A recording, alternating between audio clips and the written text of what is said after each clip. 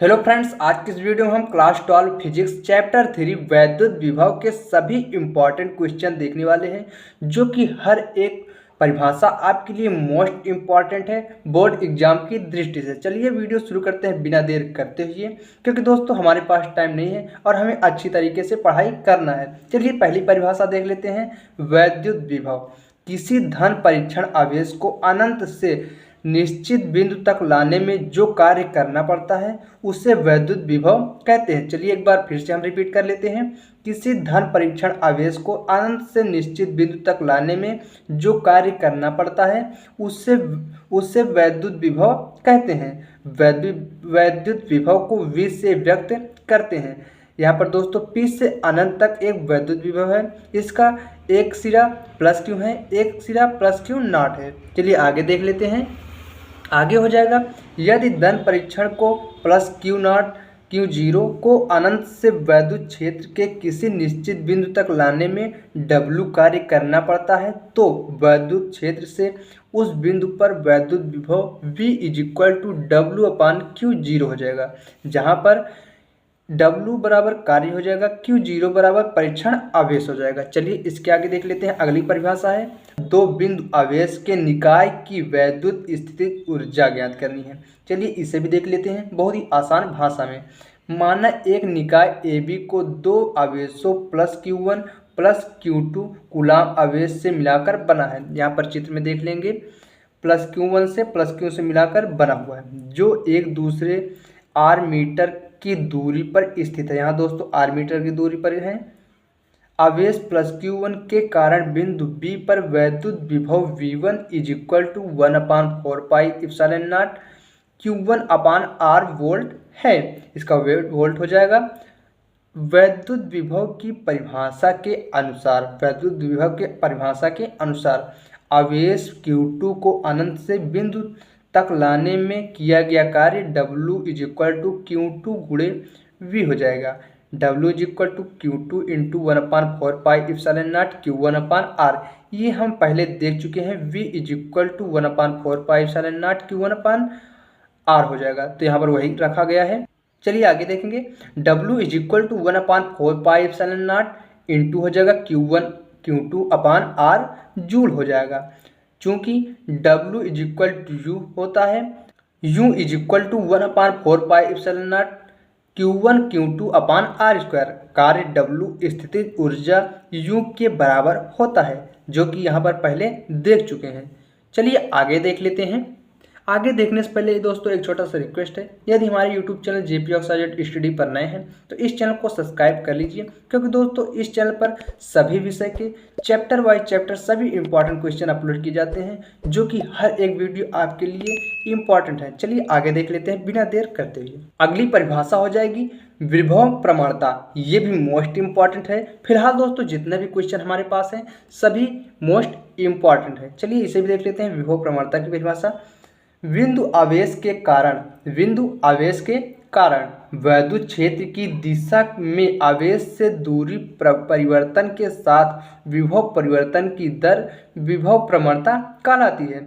बिंदु आवेश के कारण वैद्युत क्षेत्र की दिशा के आवेश से दूरी परिवर्तन के साथ विभव परिवर्तन की दर विभव प्रवणता कहलाती है।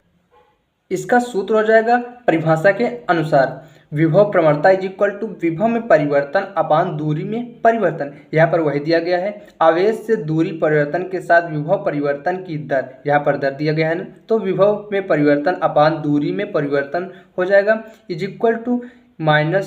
-ΔV/ΔX हो जाएगा। वोल्ट मीटर इसका मात्रक हो जाएगा। चलिए आगे देख लेते हैं।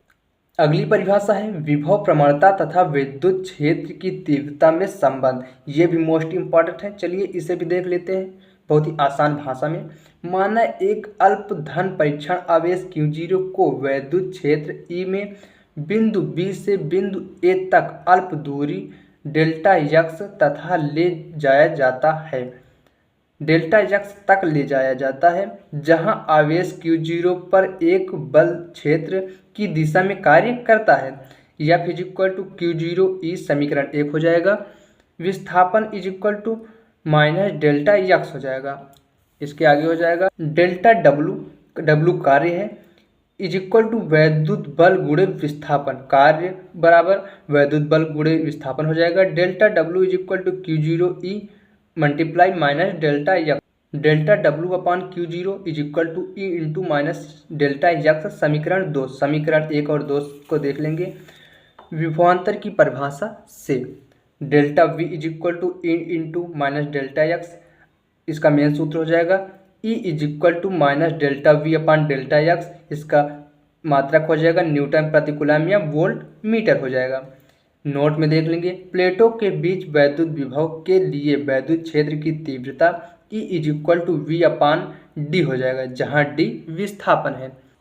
अगली परिभाषा है वैद्युत द्विध्रुव के कारण वैद्युत विभव। ये भी मोस्ट इम्पॉर्टेंट है, इसे तैयार करना बहुत ही ज़्यादा जरूरी है, क्योंकि दोस्तों ये हर बार जरूर से जरूर पूछा जाता है। 101% ये जरूर पूछा जाता है। अच्छी स्थिति या निरक्षी स्थिति में ये एक जरूर पूछा जाता है। चलिए इसे भी देख लेते हैं आसान भाषा में। वैद्युत द्विध्रुव की अच्छी स्थिति में किसी बिंदु पर वैद्युत विभव ज्ञात कीजिए। तो चलिए इसे भी देख लेते हैं आसान भाषा में।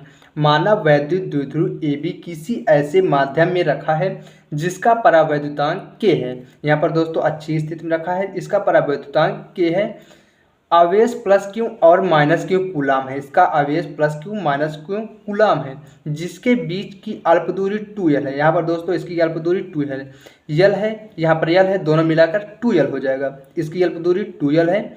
O से R मीटर की दूरी पर एक बिंदु P है। यहाँ पर दोस्तों O से R मीटर की दूरी पर इसका बिंदु P रखा हुआ है, जिस पर वैद्युत विभव ज्ञात करना है। P पर दोस्तों हमें वैद्युत विभव ज्ञात करना है। प्लस क्यू आवेश से दूरी R माइनस L हो जाएगा, क्योंकि दोस्तों प्लस क्यू से दूरी विपरीत नापी जा रही है, उल्टा नापा जा रहा है यहाँ पर, इसलिए R माइनस L हो जाएगा। माइनस क्यू आवेश से दूरी R प्लस L हो जाएगा, क्योंकि दोस्तों माइनस क्यू से दूरी राइट डायरेक्शन में नापा जा रहा है, सही दिशा में नापा जा रहा है, इसलिए यहाँ पर R प्लस L हो जाएगा। चलिए आगे देख लेंगे। प्लस क्यू के कारण बिंदु P पर वैद्युत विभव V1 is equal to 1/4 pi epsilon naught के Q upon R minus L हो जाएगा।